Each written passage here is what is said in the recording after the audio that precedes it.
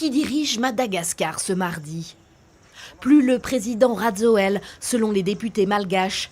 130 d'entre eux sur 163, soit plus de la majorité des 2/3 requises, ont voté sa destitution dans l'après-midi. En application de l'article 49 de la Constitution, l'Assemblée nationale siège en session extraordinaire afin de prononcer l'abaissement définitif du président de la République en raison des incompatibilités manifestes entre ses fonctions de président de la République et d'autres activités réalisant dans son mandat de nature à porter atteinte à l'unité de la nation ainsi que la souveraineté nationale.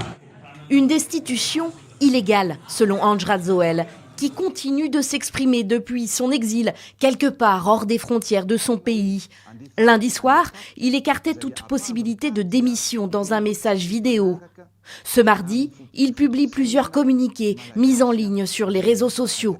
Pour dissoudre l'Assemblée nationale d'abord, puis pour préciser que sa destitution par cette même Assemblée est illégale.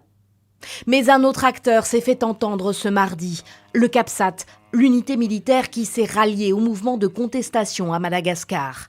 Son chef a pris la parole juste après le vote de la destitution du président Radzoel. On a pris le pouvoir. Ça, c'est le palais présidentiel.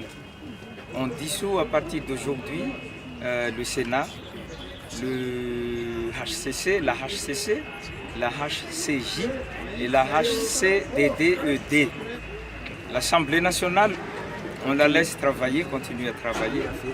Une situation confuse, mais qui semble convenir à la plupart des manifestants, réunis encore ce mardi, place du 13 mai, mobilisés depuis plus de 2 semaines maintenant. C'est incroyable parce qu'il y a 2 semaines, on se battait force à force avec les militaires et aujourd'hui, nous avons gagné. Une annonce vraiment qui mérite une célébration nationale.